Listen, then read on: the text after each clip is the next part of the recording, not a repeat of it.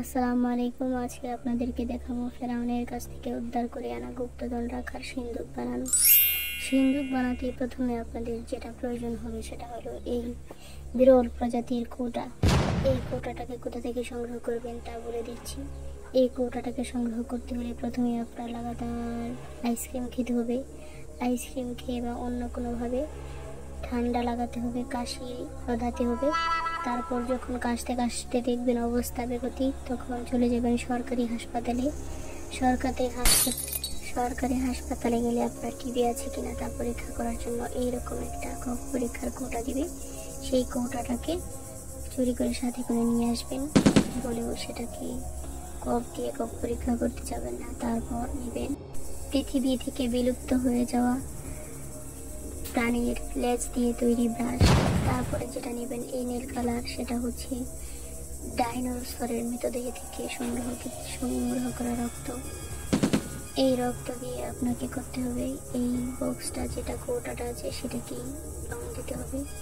প্রথম পর্যায়ে লাগবে না, তারপরে চেপে চেপে হাত দিয়ে লাগাতে হবে। তারপরে আপনার প্রথম লেয়ার লাগানোর পরে একটু শুকিয়ে নেবেন। শুকিয়ে নেওয়ার পরে তারপর আবার এইখানে রং লাগাবেন, না হয় এই ডাইনোসরের রক্তটা ভালোভাবে অ্যাডজাস্ট হবে না আপনার কৌটাটার সাথে। তারপরে আপনি এটাকে রং ঘষা মোজা করতেই থাকবেন, কোনো জায়গা যেন ফাঁকা না থাকে। তারপর নিতে হবে আপনাকে এই যে দেখেন পৃথিবীর উত্তর মেরু থেকে সংগ্রহ করা জীবিত ডাইনোসরের রক্ত। এই লাল টুকটুকে সাদা রক্তটাকে আপনার এইভাবে যে কোনো একটা শেপে দিয়ে দিতে হবে আপনার সিন্দুকের গায়ে বিভিন্ন নকশা কারুকার্য করে নিতে পারেন, আপনার যেমন ইচ্ছা তেমন। আমি হলাম একটা কর্মা ঠিকই, এই জন্য আমি এরকম গুল দেওয়া ছাড়া অন্য কোনো ডিজাইন আমার মাথায় আসছে না। এই জন্য আমি শুধু একটু ডাইনোসরের জীবিত রক্ত দিয়ে এইভাবে দিয়ে কিছু মতন কাজটা আদায় করে নিচ্ছিলাম। এই যে তারপর আবার চলে আসলাম, এই দেখেন ডাইনোসরের রক্ত দিয়ে আমার মোজার কি অবস্থা। তো শুকিয়ে টুকিয়ে নিয়ে আসলাম।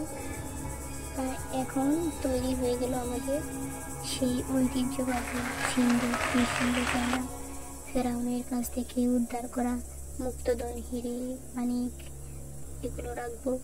সেম পর্যায়ে আমি সেমভাবে আরেকটা সিন্দুক বানিয়ে নিয়েছি, কিন্তু তখন আমার ধৈর্যের সীমা অতিক্রম করে গেছিল বিধায় আমি বারে বারে শুকিয়ে লেয়ারের উপরে লেয়ার রং দিতে পারিনি। এই জন্য কেমন ছাকা হয়ে গেছে। এই হলো সেই উদ্ধারকৃত মণিমুক্তা, হিরে, জহরত। এগুলোকেই রাখবো এই সিন্দুকগুলোর ভিতরে। এই সিন্দুকগুলোর ভিতরে রাখার জন্য মূলত এত চড়াই উতরাই পার হয়ে এই সিন্দুকগুলোকে তৈরি করা।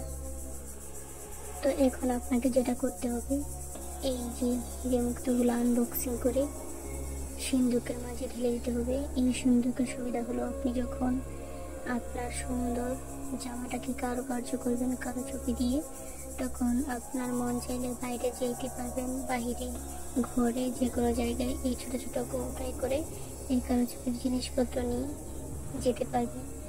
আর যেখানে সেখানে ইচ্ছা বসে আপনি কাজ করতে পারবেন। এই সুবিধার জন্যই মূলত এই অসাধ্য সাধন। তো দেখতেই পাচ্ছেন কত সুন্দর হয়েছে। আর এটা হলো এমন একটা সিন্দুক, যে সিন্দুক থেকে আপনার গুপ্তধন, হিরে, মণি, জহরতগুলো হারিয়ে যাওয়ার কোনো আশঙ্কা কোশ্চিনকালেও নেই।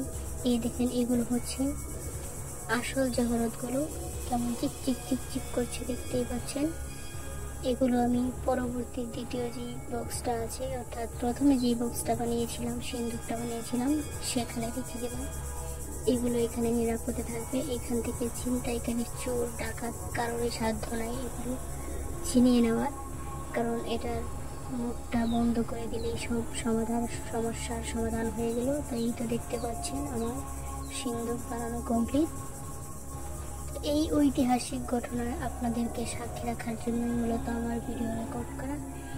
আপনারাও চাইলে আপনাদের এই হিরে, মানি, জহরতগুলো এভাবেই সুরক্ষিত রাখতে পারে।